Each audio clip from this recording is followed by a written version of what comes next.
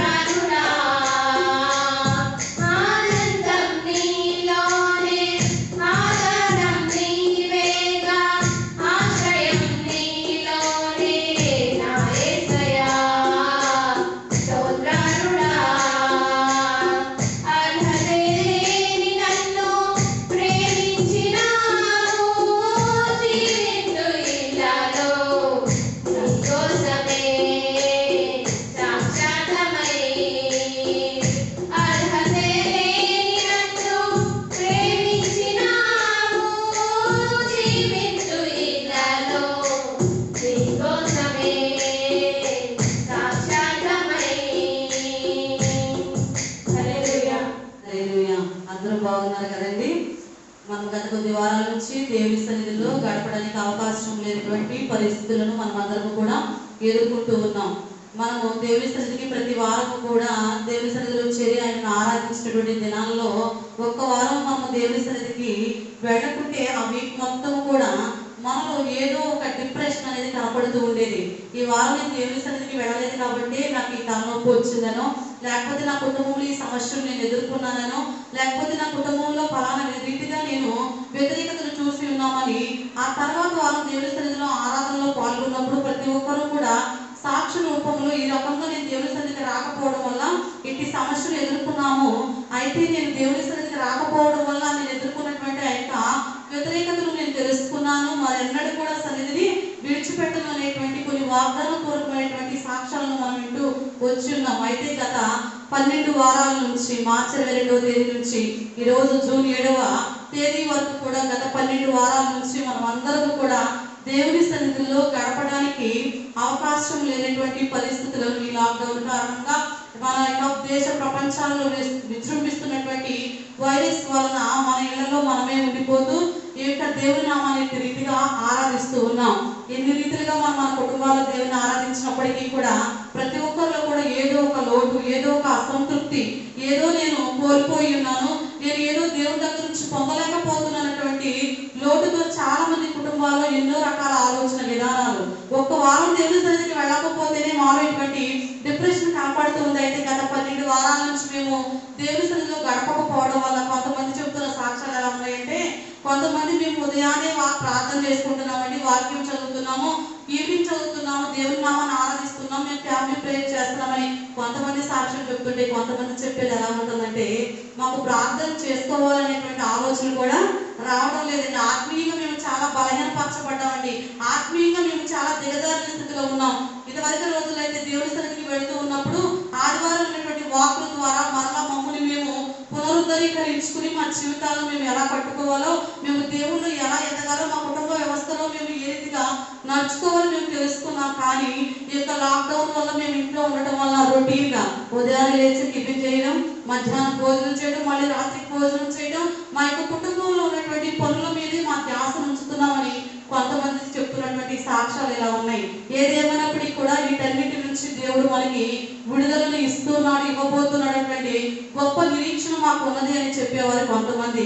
ఏదేమైనప్పటికీ కూడా దేవుడు మనందరికీ కూడా మరొక గొప్ప అవకాశాన్ని ఇచ్చి ఉన్నాడు. కాబట్టి జూన్ 14వ తేదీ నుంచి మనమందరం ఈ రీతిగా కాకుండా దేవుని సన్నిధిలో మనమందరం ఏక మనస్సుతో, ఏక ఆత్మతో ఆయనను ఆరాధించేటువంటి కృపను మనకి అనుగ్రహించి ఉన్నారు. అయితే కొన్ని సూచనలు, కొన్ని మన యొక్క విధానాలను మార్చడం ద్వారా కొన్ని పద్ధతులను మనము కలిగి కొన్ని జాగ్రత్తలు పాటిస్తూ దేవుని ఆరాధించవలసిన వారమై ఉంటూ ఉన్నాం. అయితే ఈ రోజున కొద్ది మాటలు దేవుని యొక్క వాక్కులో నుంచి మనం నేర్చుకుందాం. ఇర్మియా గ్రంథము 18వ అధ్యాయము 1 నుంచి 4 వచనాలను చదువుకుందాం. యెహోవా యొద్ద నుండి ఇర్మియాకు ప్రత్యక్షమైన వాక్కు, నీవు లేచి కుమ్మరి ఇంటికి పొమ్ము, అక్కడ నా మాటలు నీకు తెలియజేతును. నేను కుమ్మరి ఇంటికి వెళ్ళగా వాడు తన సారి మీద పని చేయుచుండెను. కుమ్మరి జిగట మట్టితో చేయుచున్న కుండ వారి చేతిలో విడిపోగా ఆ జిగట మన్ను మరలా తీసుకొని కుమ్మరి తనకు యుక్తమైనట్టుగా దానితో మరి కుండ చేసెను. హల్లెలూయా. ఇక్కడ దేవుని యొక్క వాక్కు ఇర్మియా ప్రవక్తకు ప్రత్యక్షమై సెలవిచ్చినటువంటి మాట ఏంటంటే, ప్రభు యొక్క వాక్యం ఏమో చెప్తుందంటే, నీవు లేచి నేను పలానా ప్రదేశానికి వెళ్ళమంటున్నాను, ఒక కుమ్మరి వాని ఇంటికి వెళ్ళుము, అక్కడ నేను నీకు కొన్ని మాటలను తెలియజేస్తాను అని చెప్పి ఉన్నారు కదా. మనకి ఫోన్ వచ్చింది అనుకోండి, ఎవరితో అయినా మనం మాట్లాడుతూ ఉన్నప్పుడు వాళ్ళు నీకు ఒక మాట చెప్పాలనుకుంటున్నాం అంటే మనలో ఎక్కడ లేనటువంటి ఆ యొక్క ఇంట్రెస్ట్ ఏంటంటే ఆ మాట ఏంటో మనం తెలుసుకోవాలి. ఎప్పుడు ఎందుకు ఇప్పుడే చెప్పండి, వెంటనే చెప్పండి, మీరు చెప్పబోయే మాట ఏంటో తెలుసుకునేదాకా నాకు అదొక టెన్షన్గా ఉంటుంది అనే ఆలోచన కొంతమందికి. అయితే నీవు ఏదో చెప్పాలనుకుంది అదేదో ఇక్కడే చెప్పు, కానీ నువ్వు పలానా ప్రాంతానికి రమ్మంటున్నావు, అక్కడికి వచ్చి నేను ఆ మాట వినేదాకా కూడా నా యొక్క మనసు ఆగదు అని కొంతమంది.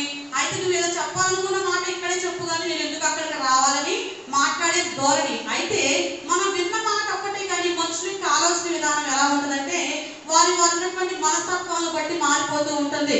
ఎందుకంటే మానవుని యొక్క నైజం అది. అందరి యొక్క మనస్తత్వాలు కూడా ఒకే రకంగా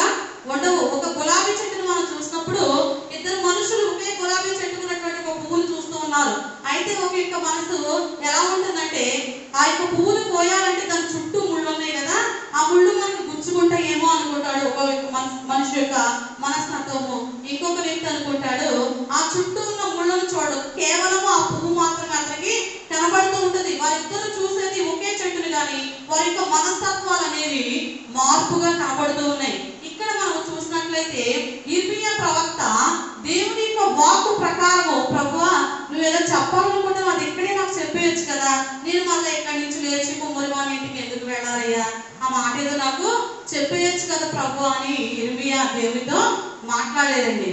దేవుని మాట ప్రకారము యిర్మీయా తనున్న ప్రదేశం నుంచి లేచి కుమ్మరివాని ఇంటికి వెళ్ళాడు. కుమ్మరివాని ఇంటికి వెళ్ళేసరికంట కుమ్మరివాడు ఏం చేస్తూ ఉన్నాడంటే సారు మీద కొండలను చేసుకుంటూ ఉన్నాడు. అక్కడ ఇంకా అనేకమైనవి కనబడుతూ ఉన్న యిర్మీయాకి పగిలిన కొండ పెంకులు, మట్టితో చేయబడినటువంటి పాత్రలు కొన్ని పక్కన పెట్టబడి ఉన్నాయి, కొన్ని పాత్రలు ఎండలో పెట్టబడి ఉన్నాయి, కొన్ని పాత్రలు ఆ యొక్క కాల్చడం జరుగుతూ ఉన్నది. కొన్ని పాత్రలు విడిపోయినప్పుడు ఆ కుమ్మరివాడు ఏం చేస్తూ ఉన్నాడంటే తనకు యుక్తమైన పాత్రగా దాన్ని మలుస్తూ ఉన్నాడు. ఈ యొక్క వాక్యాంశంలో నుంచి కొన్ని మర్మాలను ఈ యొక్క మధ్యాహ్న కాల సమయంలో మనం ధ్యానం చేసుకుందాం. అసలు ప్రభువు యిర్మీయా ప్రవక్తను కుమ్మరివాని ఇంటికి ఎందుకు వెళ్ళమన్నాడు? కుమ్మరివాని ఇంటికి వెళ్ళమనటంలో దేవుని యొక్క ఉద్దేశము ఏంటి? ఈ రోజున కుమ్మరివాని ఇంటికి సాదృశ్యమైన దేవుని యొక్క సన్నిధికి ప్రభువు మనల్ని రమ్మంటూ ఉన్నాడు. అందుకు కారణం ఏంటి? ఈ యొక్క కుమ్మరివాని ఇంటికి దేవుని యొక్క సన్నిధికి ఉన్నటువంటి ఆ యొక్క సంబంధం ఏంటో 1-2 మాటల్లో మనం తెలుసుకుందాం. మొట్టమొదటిగా దేవుడు కుమ్మరివాని ఇంటికి యిర్మీయాని పంపడానికి కారణం ఏంటి? మనం లేఖన భాగంలో కింద పరిశీలన చేసినట్లయితే యిర్మీయా గ్రంథము 1వ అధ్యాయము 4-5 వచనాలను చదువుకుందాం. యెహోవా వాక్కు నాకు ప్రత్యక్షమై ఇలాగు సెలవిచ్చెను, గర్భములో నేను నిన్ను రూపింపక మునిపే నిన్ను ఎరిగితిని, నీవు గర్భము నుండి బయలుపడక మునిపే నేను నిన్ను ప్రతిష్ఠించితిని, జనములకు ప్రవక్తగా నిన్ను నియమించితిని. మొట్టమొదటి ఉద్దేశం ఏంటంటే కుమ్మరివానికి ఆ యొక్క మట్టిని చూసినప్పుడు ఒక దృష్టి కలిగి ఉంటాడంట. కుమ్మరివాడు మట్టిని చూసినప్పుడు ఒక తలంపు లేదా ఒక దృష్టిని కలిగి ఉంటాడు. దేవుడు కూడా మన పట్ల ఒక దృష్టి లేదా ఒక తలంపుని కలిగి ఉన్నాడు. ఇక్కడ యిర్మీయాతో దేవుడు ఏమని మాట్లాడుతున్నాడు? నేను నీ పట్ల ఒక తలంపుని కలిగి ఉన్నాను. ఎప్పుడు కలిగి ఉన్నానని చెప్తూ ఉన్నాడు?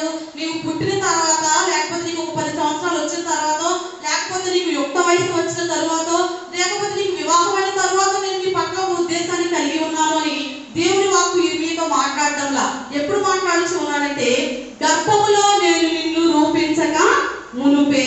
ప్రతి తల్లిదండ్రులకు కూడా బిడ్డల పట్ల ఒక తలంపు ఉంటది. ఎప్పుడయ్యా అంటే ఆ బిడ్డ గర్భంలో ఉండగానే ఆ తల్లిదండ్రులకు ఒక తలంపు ఉండదు. ఎందుకని? వారు మగబిడ్డ ఆడబిడ్డ కూడా మనకి తెలియదు. కానీ దేవునికి ఎప్పుడు మన పట్ల ఒక తలంపు ఉందని చదివిస్తూ ఉన్నారంటే నీవు తల్లి గర్భములో రూపించబడక మునిపే, అంటే నీవు గర్భములో ఉన్న సంగతి నీ తల్లికి తెలియక మునిపే. అదేంటండి గర్భంలో పెట్టుంటే తల్లికి తెలియకపోవడం ఏంటి అనే సందేహం మనకి. నిజంగానే తల్లి ఒక వివాహమైన తరువాత ఆ స్త్రీ ప్రెగ్నెంట్ అని కనీసము ఒక 5-6 వీక్ అయితే తప్ప, ఒక ప్రెగ్నెన్సీ టెస్ట్ చేయించుకుంటే తప్ప తను ప్రెగ్నెంట్ అని ఆ స్త్రీకి తెలియదు. కానీ దేవునికి ఎప్పుడు తెలుసంట?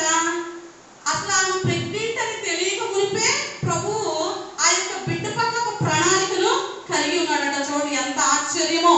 కానీ మనం అనుకుంటూ ఉంటాం దేవుడు మన పట్ల కలిగి ఉన్న ఆ యొక్క ఉద్దేశము, ఆ తలంపు ఏదైతే నెరవేర్పు జరుగుతున్నటువంటి ప్రణాళికలో కొన్ని మనం ఎదుర్కోవాల్సినటువంటి సమస్యలు మనం ఎదుర్కొంటూ ఉన్నప్పుడు కొంతమంది పిల్లలు అంటారు, నేను ఫలానా వాళ్ళ ఇంట్లో పుడితే బాగుండేదే, వారు నాకు తల్లిదండ్రులుగా ఉంటే బాగుండేదే, వాళ్ళు మంచిగా లగ్జరీ లైఫ్ అనుభవిస్తున్నారు, పెద్ద పెద్ద బిల్డింగ్స్ లో ఉంటున్నారు, వాళ్ళ పేరెంట్స్ తో కలిగి రకరకాల ఆ పార్కులు కానీ, రకరకాల ఫంక్షన్స్ కానీ, రకరకాల కొత్త కొత్త ప్లేసెస్ వెళ్ళి వాళ్ళు హ్యాపీగా ఎంజాయ్ చేస్తున్నారే, నేను వాళ్ళ ఇంట్లో పుడితే బాగుండేది కదా అని యవనస్తులైతే నేను ఫలానా వ్యక్తిని పెళ్లి చేసుకుంటే బాగుండేది, నా భర్త ఇలా ఉంటే బాగుండేది, నేను ఫలానా కుటుంబానికి కోడలుగా వెళ్తే బాగుండేది, లేకపోతే ఫలానా వ్యక్తికి అక్కగా ఉంటే బాగుండేది, ఫలానా వ్యక్తికి తమ్ముడుగా ఉంటే బాగుండేది అని ఆలోచనలు తలంపులను కలిగి ఉంటాం. కానీ దేవుడు అంటున్నాడు, నువ్వు ఎవరింట్లో పుట్టాలో, నువ్వు ఏ జాబ్ చేయాలో, నువ్వు ఏం చదువుకోవాలో, నువ్వు ఏ వ్యక్తికి భార్యగా ఉండాలో, ఏ కుటుంబంలో నువ్వు కోడలుగా ఉండాలో, లేకపోతే ఏ కుటుంబంలో నువ్వు ఎవరికి అల్లుడుగా ఉండాలో, ఏ కుటుంబంలో నీవు నీ కుటుంబ బాధ్యతలు నీవు నిర్వర్తించాలో అవన్నీ కూడా నువ్వు ఒక డాక్టర్ అవ్వాలన్నా, ఒక ఇంజనీర్ అవ్వాలన్నా, లేకపోతే ఒక గొప్ప సైంటిస్ట్ అవ్వాలన్నా ఆ ప్రణాళిక అంతా కూడా దేవుడు ఎప్పుడు రూపించున్నానని చెప్తూ ఉన్నాడంటే తల్లి గర్భంలో నీవు రూపించక మునిపే, నీవు నీ తల్లి గర్భంలో ఉన్నావన్న సంగతి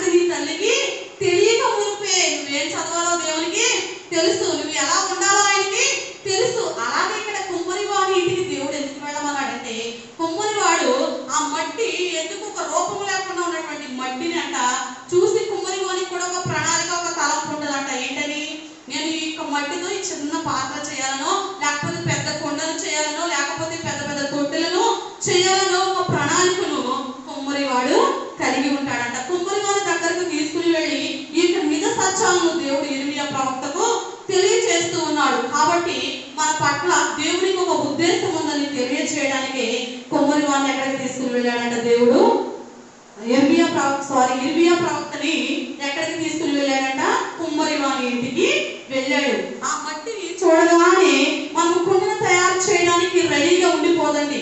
కుమ్మరివాడు చేయాలనుకున్నటువంటి కుండ తయారు చేయడానికి ఉన్నటువంటి మట్టిని యాసిడ్గా చేసుకుని పాత్రను తయారు చేయడు.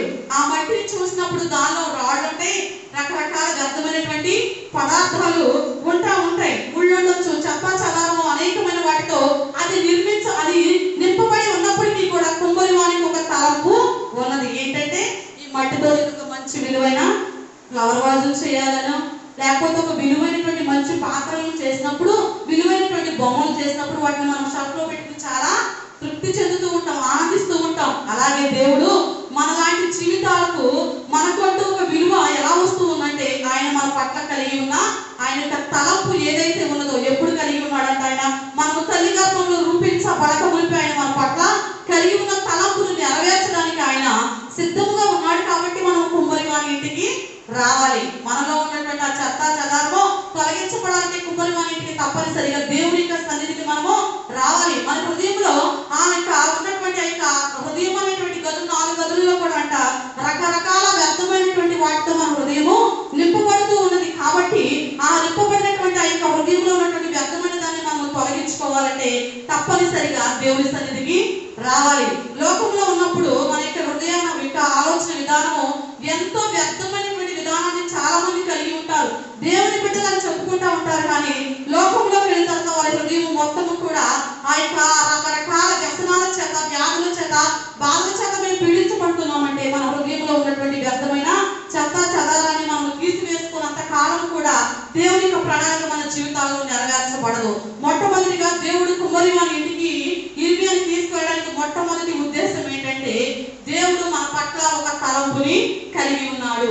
అది ఎప్పుడు కలిగి ఉన్నాడంటే మనము తల్లి గర్భంలో రూపించబడక మునిపే, మన తల్లికి తెలియక ముందే దేవుడు మన పట్ల, మన తల్లి గర్భంలో మనం ఉన్నామన్న సంగతి తల్లికి తెలియక మునిపే దేవుడు మన పట్ల ఒక ప్రణాళికను కలిగి ఉన్నాడు. రెండవదిగా ఎందుకు కుమ్మరివాని ఇంటికి దేవుడు యిర్మీయాను వెళ్ళమన్నాడంటే, కుమ్మరివాని ఇంటికి వెళ్ళిన తర్వాత యిర్మీయా చూసుంటాడు ఎలా కొండలను తయారు చేస్తూ ఉన్నాడు. మొదటిగా చెత్త చెదారంతో నింపబడినటువంటి మట్టిని డైరెక్ట్ గా తీసుకెళ్లి సార్ మీద కుమ్మరివారు ఉంచరు. దాన్ని ఏం చేయాలంట? మొదటిగా దాన్ని నీళ్ళలో నానబెట్టాలి. నానబెట్టిన తర్వాత దానిలో మనం ఇందాక చెప్పుకున్నాం కదా, చెత్త చెదారం, ముళ్ళు ఉండొచ్చు, రాళ్ళు ఉండొచ్చు, దానిలో కైనీ ప్యాకెట్లు ఉండొచ్చు, పాన్ పరాక్ ప్యాకెట్లు ఉండొచ్చు, తాగి పడేసిన డ్రింక్ బాటిల్స్ యొక్క మధ్యలో గాజు పెంకులు ఉండొచ్చు. వీటన్నిటిని కూడా ఏం చేస్తాడు? నానబెట్టిన తర్వాత వాటన్నిటిని తీసి పక్కన పెడతాడు. ఎవరండి పెట్టేది? కుమ్మరివాడు. మన పరమ కుమ్మరి అయినటువంటి మన తండ్రి కూడా దేవుని సన్నిధికి వచ్చినటువంటి మన యొక్క జీవితాల్లో ఉన్న ఆ యొక్క గాజు పెంకులు ఉన్నాయే, వాటికి ఉన్నటువంటి గరుకుదనము మన జీవితాల్లో కూడా తప్పనిసరిగా ఉంటది. దేవుని సన్నిధికి వెళ్తా ఉంటాం కానీ, దేవుని మాటలు వింటూ ఉంటాం కానీ, మనలో చావలసినవి చాలా సార్లు చావకుండా వాటిని అలా మనం పెంచుకుంటానే ఉంటాం. వాటన్నిటిని పాన్ పరాకు, ఖైనీ ప్యాకెట్లు ఇవన్నీ ఉంటాయి అన్నామే. త్రాగుడు అనే వ్యసనం, వ్యభిచారం అనే వ్యసనం, దొంగతనం వ్యసనం, అబద్ధము, రకరకాల వ్యసనాలతో నింపబడిన మన జీవితాల్లో దేవుని వాక్యంలో నానబెట్టుకోవాలి. ఆ మట్టిని నీటిలో నానబెడితేనే దానిలో ఉన్నటువంటి వ్యర్థమైనది మొత్తం కూడా సపరేట్ చేసి దాన్ని బయట పడేసిన తరువాత మరలా ఆ మట్టిని ఉన్నట్లుగా సారి మీద ఎక్కించడు. ఆ మట్టిని మరలా ఒక పెద్ద రంధ్రాలున్న జల్లెడలో దాన్ని వడబోసిన తర్వాత కింద వచ్చినటువంటి మరలా ఆ మట్టిని చిన్న రంధ్రాలు ఉన్నటువంటి ఆ జల్లెడలో ఉంచడము జరుగుతుంది అనమాట. చూసారు ఎంత ప్రాసెస్ ఉందో. ఒక మట్టి నుంచి ఒక పాత్రలు చేయడానికే అంత గొప్ప విధానం ఉందంటే, దేవుని బిడ్డలుగా మనం మార్చబడాలంటే మన జీవితాన్ని దేవుడికి ఏ రీతిగా మనము సమర్పించుకోవాలి. క్రైస్తవులము అండి, మేము దేవుని నమ్ముకున్నామండి, మేము ఎంతో పరిశుద్ధత కలిగి జీవిస్తున్నాం అనుకున్నాం. మన జీవితాల్లో ఎక్కడ ఏ చెత్త మిగిలిపోతుందో, ఎక్కడ ఏ వ్యర్థమైనటువంటి విధానాలు మన జీవితాల్లో మనము ఉంచుకుని ఉన్నామో చాలా మందిని చూస్తూ ఉంటాం. సోమవారం నుంచి శనివారం వరకు కూడా లోకంతో కలిసి చట్టపట్టాలు వేసుకుని తిరిగి లోక విధానాలను అనుసరిస్తూ ఫుల్గా డ్రింక్ చేసేవాళ్ళు డ్రింక్ చేస్తూ అబద్ధాలు ఆడేవాళ్ళు అబద్ధాలు ఆడుతూ తాగి తిరుగుతూ ఉన్నవాళ్ళు తిరుగుతూ రకరకాల వ్యర్థమైన కార్యకలాపాలను ఉచ్చరిస్తూ ఆదివారం దేవుని సన్నిధిలోకి వచ్చేసరికి మా అంత భక్తి పరులు లేరండి, మేమే గొప్పవారం అండి.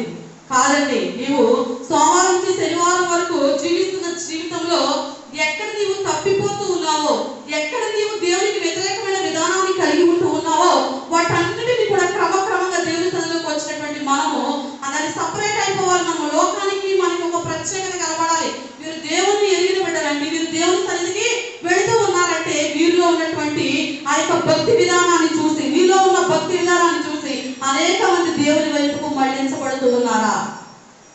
రెండవదిగా కుమ్మరి వాడు ఇంటికి ఇరిమియాని దేవుడు తీసుకురావడానికి కారణము అక్కడ ఉన్నటువంటి విధానం, మట్టిని ఎలాగైతే ఆ యొక్క వ్యర్థమైన వాటి నుంచి సపరేట్ చేస్తూ ఉన్నాడు.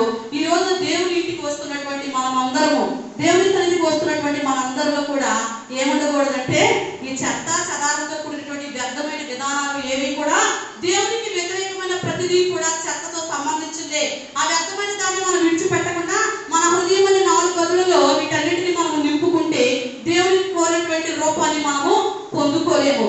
మూడవదిగా దేవుడు ఎందుకు ఒక ఉపమానం చెప్పుకుందాం. 2వ అంశంలో ఇక్కడ మనం చూసినట్లయితే ఒక దైవ సేవకులు ప్రార్థన చేస్తూ ఉన్నారంట. నేను పలానా వ్యక్తిలాగా ఉండాలని అనుకుంటూ ఉన్నాను, నన్ను ఆ వ్యక్తిలాగా మార్చని ప్రతిదినము కూడా దేవుని సన్నిధిలో ప్రార్థన చేస్తూ ఉన్నాడంట. మనం కూడా చాలా సార్లు అనుకుంటాం, నేను చాలా లావుకున్నానండి, నేను స్లిమ్గా పలానా వ్యక్తిలాగా ఉండాలనుకుంటున్నాను, లేకపోతే నేను నల్లగా ఉన్నాను తెల్లగా ఉండాలనుకుంటున్నానయ్యా, ఆ వ్యక్తికి ఉన్నటువంటి రంగు నాకు ఎందుకు ఇవ్వలేదయ్యా, ఆ వ్యక్తికి ఇచ్చినటువంటి భర్తను నాకు ఎందుకు ఇవ్వలేదు. నీకు ఏది ఇవ్వాలో దేవునికి తెలుసు. ఎప్పుడు తెలుసు అని చెప్పుకున్నాం? తల్లి గర్భంలో నీవు రూపించబడక మునిపే, నీ తల్లికి కూడా నీవు ఉన్నావన్న సంగతి తెలియక మునిపే. కానీ మన యొక్క ఆలోచన ఎలా ఉంటుందంట, నేను అలా ఉంటే బాగుండు, నేను స్లిమ్గా ఉంటే పలానా డ్రెస్ వేసుకునేదానండి, నేను అలా లేకపోవడం వల్ల ఈరోజు ఇలాగా ఉన్నానండి. కాదు, నువ్వు ఎలా ఉన్నా కూడా దేవుని యొక్క ప్రణాళిక, నువ్వు కలిగిన రూపం కానివ్వండి, నువ్వు కలిగినటువంటి ఎడ్యుకేషన్ కానివ్వండి, దేవుడు నీకు ఇచ్చిన తలాంతులు, కొంతమందికి పాడేటువంటి తలాంతులు ఇస్తాడు, కొంతమందికి ప్రార్థన చేసే తలాంతు, కొంతమందికి వాక్యం చదివే తలాంతు, కొంతమందికి సువార్త పరిచర్య చేసే తలాంతులు. ఇటువంటి తలాంతులు దేవుడు మనకి ఇస్తున్నాడంటే దేవుని చిత్తం మన పట్ల ఏదైతే ఉందో అది నెరవేర్పు జరుగుతా ఉన్నది అనమాట. అయితే ఆ పాస్టర్ గారు ప్రార్థన చేస్తుంటే దేవుడు మరి మనం అడిగి ఇవ్వకుండా ఉండరు కదా. అయితే దేవుని యొక్క వాక్కు ప్రత్యక్షమై అడుగుతూ ఉన్నది, నువ్వు ఎవరిలాగా ఉండాలనుకుంటున్నావు అని అడిగినప్పుడు అంట ఆ పాస్టర్ గారు చెప్పారంట, నేను అబ్రహాములాగా ఉండాలనుకుంటున్నానయ్యా అని అన్నారంట. అయితే అప్పుడు ప్రభు మాట ఏమని మాట్లాడుతూ ఉందంటే, నీ భార్యని ఎవరైనా అడిగితే ఏం చేస్తావు, నీ భార్యని ఎవరైనా అడిగితే ఏం చేస్తావు అనగానే చంపేస్తా అని కోపంతో గట్టిగా మాట్లాడారంట. ఎందుకనంట, ఒక సందర్భంలో అబ్రహాము తన భార్యతో కలిసి వెళ్తూ ఉన్నప్పుడు రాజు దగ్గరికి పంపవలసినటువంటి సందర్భము వచ్చింది కాబట్టి, అయితే మరి ఇంకెవరిలాగా ఉండాలనుకుంటున్నామంటే దావీదులాగా ఉండాలనుకుంటున్నాను, దావీదు నీ హృదయానుసారుడు కదా, గొప్ప ఆరాధకుడు కదా, అలా ఉండాలనుకుంటున్నాను అన్నప్పుడు, అప్పుడు నీవు ఎప్పుడైనా మర్డర్ చేసావా అని అడిగాడంట. అమ్మో నేను అలా చేయను. ఎందుకని? బెత్షెబా గురించి దావీదు బెత్షెబా యొక్క భర్తను చంపినటువంటి సందర్భము దేవుని యొక్క గ్రంథంలో మనం వింటూ ఉన్నాం. నిజమే, మనం వారిలాగా ఉండాలి, వీరిలాగా ఉండాలి అని అనుకుంటాం. కానీ దేవా, నీవు నన్ను ఏ రకంగా ఉండడానికి నీవు సృష్టించావో, నీవు నా పట్ల ఏ చిత్తాన్ని కలిగి ఉన్నావో అది నేను నెరవేర్చాలనుకుంటున్నామనే ఆలోచన విధానము నిజంగా మానవులైన మనలోనికి రాదండి. అయితే ఈ రోజున దేవుడు మాట్లాడుతున్న మాట ఏంటంటే, నేను నీ పట్ల ఒక ప్రణాళికను కలిగి ఉన్నాను, నేను నీ పట్ల ఒక తలాంతును కలిగి ఉన్నాను, అది నేను నీకు నెరవేర్చడానికి నేను సిద్ధంగా ఉన్నాను. అయితే నాకు అనుగుణమైనటువంటి పాత్రగా నీవు ఉండటానికి సిద్ధముగా ఉన్నావా? మూడవదిగా ఎందుకు కుమ్మరి వాని ఇంటికి దేవుడు ఇర్మియాని వెళ్ళమన్నాడంటే, యేసయ్య అంట తన హస్తాలను మన మీద ఉంచడానికి. కుమ్మరివాడు ఏం చేస్తాడు? మొదటిగా మట్టిని చూసి ఒక తలంపుని కలిగి ఉన్నాడు. ఏమని? నేను పలానా పాత్రను చేయాలి అనే తలంపుని కలిగి ఉన్నటువంటి ఆ వ్యక్తి మట్టిని డైరెక్ట్ గా తీసుకుని వెళ్ళాలా, నానబెట్టాడు. నానబెట్టిన దాని నుంచి ఉన్నటువంటి ఆ వ్యక్తమైనటువంటి ముళ్ళు, రాళ్ళు, ఆ యొక్క చెత్త చెదారం మొత్తాన్ని తీసివేసిన తరువాత దాన్ని ఒక పెద్ద రంధ్రాలున్న జల్లెడలో వడగొట్టిన తర్వాత, వచ్చిన మట్టిని చిన్న రంధ్రాలున్న జల్లెడలో వేసిన తర్వాత దాన్ని ఏం చేశారంట? మెత్తగా తొక్కుతా ఉన్నాడంట. మనం చపాతీ పిండి చేయడానికి స్టైల్ అయినటువంటి వారు దాన్ని అటు ఇటు కలియ పెడతారు. ఎందుకంటే అంటే మనం అంటాము ఆ యొక్క చపాతీ ఉబ్బడానికి అని కొంతమంది చెప్తా ఉంటారు.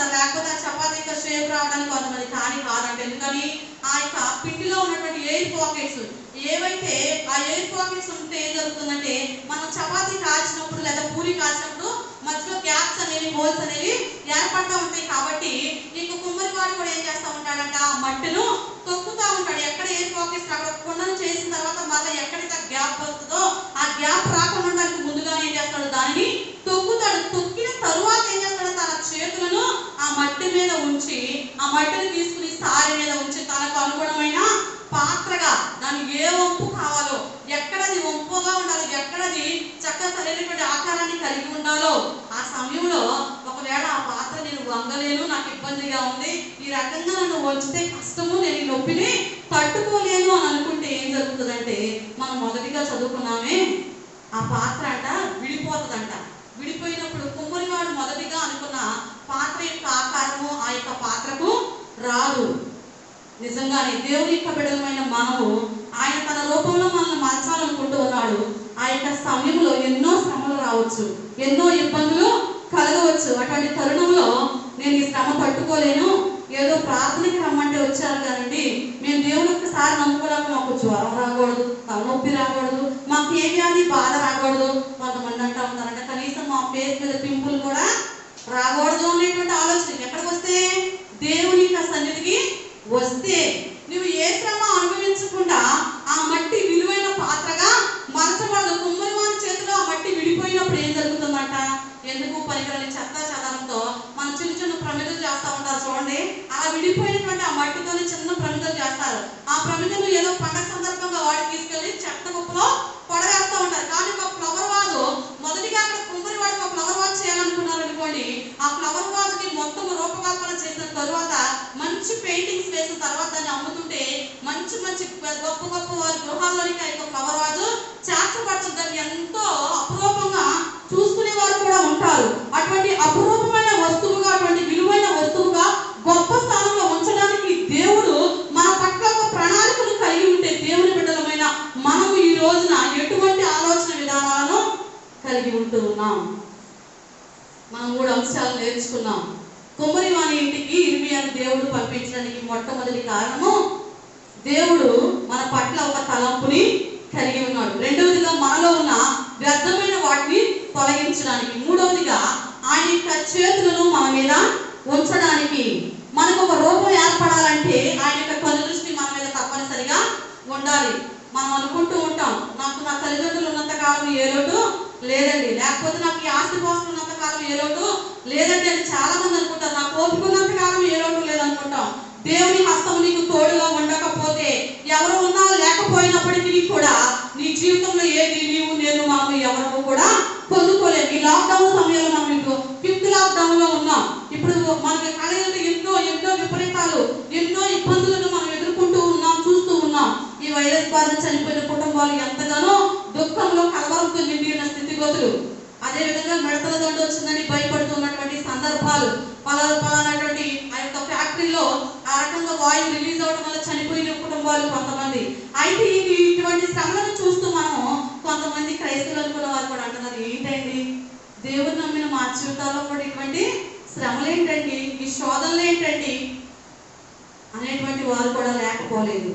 ఈ రోజున దేవుని వాక్కు నీతో మాట్లాడుతూ ఉన్నది. కుమ్మరి వాడు ఆ పాత్రను చేస్తూ ఉన్నప్పుడు నేను ఈ శ్రమ తట్టుకోలేను అనేది పక్కకు తప్పుకున్నప్పుడు విడిపోయి ఎందుకు పనికిరాని పాత్రగా మిగిలిపోతా ఉన్నది. ఈ రోజున మనం ఎదుర్కొంటున్నటువంటి ఒకవేళ ఆర్థిక పరమైన స్థితిగతులు కానివ్వండి, అనారోగ్యంగా ఇబ్బంది పడుతున్న సందర్భాలు ఒకవేళ నువ్వు కలిగి ఉంటే నిన్ను దేవుడు ఒక ప్రత్యేకమైన పాత్రగా మలుస్తూ ఉన్నాడని మనము గమనించాలి. ఈ రోజున ఎంతో మంది చనిపోయారండి వైరస్ బారిన పడి.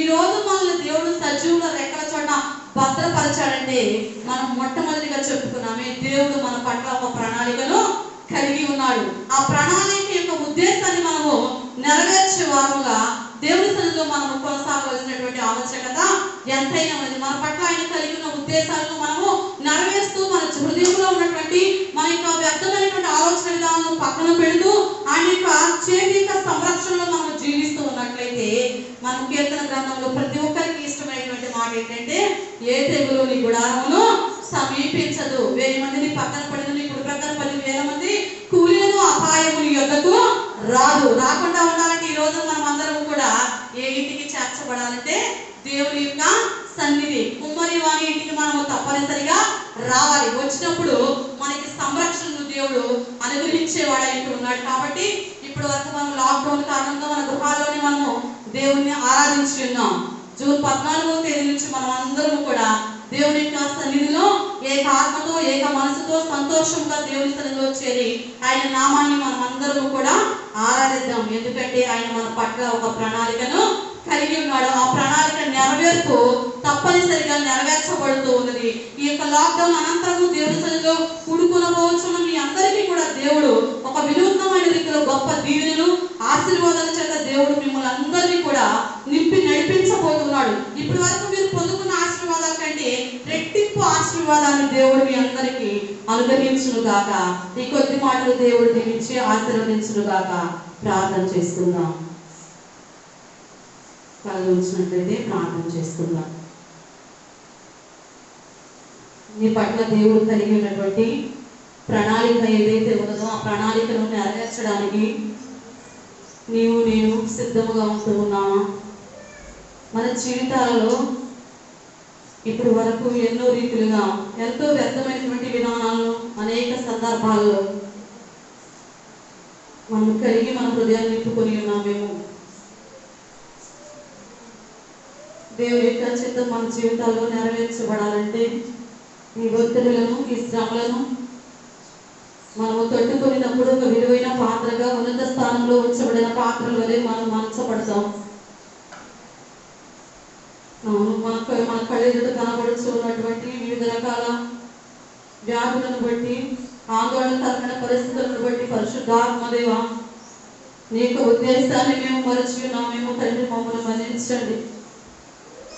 నీకు అనుగుణమైన పాత్రగా నీ చేతిగా రెక్కల చాటును మమ్మల్ని భద్రపరుస్తూ నాయన కాచి కాపాడి మమ్మల్ని సజీవులుగా ఉంచామంటే మా పట్ల నీ చిత్తమేమైనదో మేము గ్రహించిన వారు అవుతున్నాం. మేము కొన్ని సందర్భాలు నీవు నా తండ్రి నాయన మా పట్ల కలిగి ఉన్న ప్రణాళిక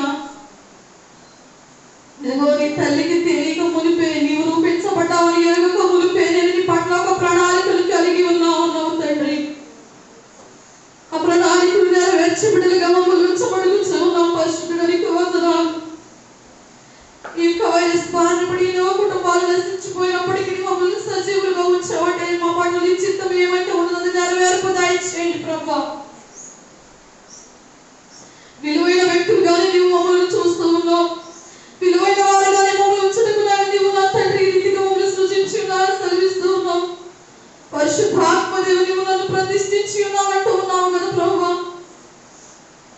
నీ కొడుకు అనుగుణమైనటువంటి పాత్రలకు మా జీవితాలు నీకు సమర్పించుకుంటూ ఇదిగో నా తండ్రి 14వ తేదీ నుంచి నా తండ్రి జరగబో ఆరాధనలో నా తండ్రి నీకు నా తండ్రి నన్ను పనికి వచ్చేటువంటి పాత్రల వలె ప్రతి ఒక్కరు వాడబడినట్లుగా నీ కృపను దయచేయండి. ఇప్పటి వరకు నీ ఆత్మ వాత ఉంచి మా దేవ వాక్కులో ఉన్నటువంటి అంతరాత్మను మేము గ్రహించి మా జీవితాలను కట్టుకొచ్చు నీ సన్నిధిలో ఎదిగేటువంటి భాగ్యాన్ని కృపను మీరు వారందరికీ అనుగ్రహించండి ప్రభు. నీకు స్తోత్రములు. నీ ఆత్మ చేత ప్రతి ఒక్క బిడ్డని సంరక్షించి పరిచయను విస్తరింప చేయమని కొద్ది మనం యేసయ్య పరిశుద్ధ నామమున వేడుకొంచుకున్నాం తండ్రి. ఆమేన్. తండ్రి ప్రేమ కుమారుని కృప పరిశుద్ధాత్మ సహవాసం మీ అందరికీ సదాకాలం తోడై నడిపించును గాక.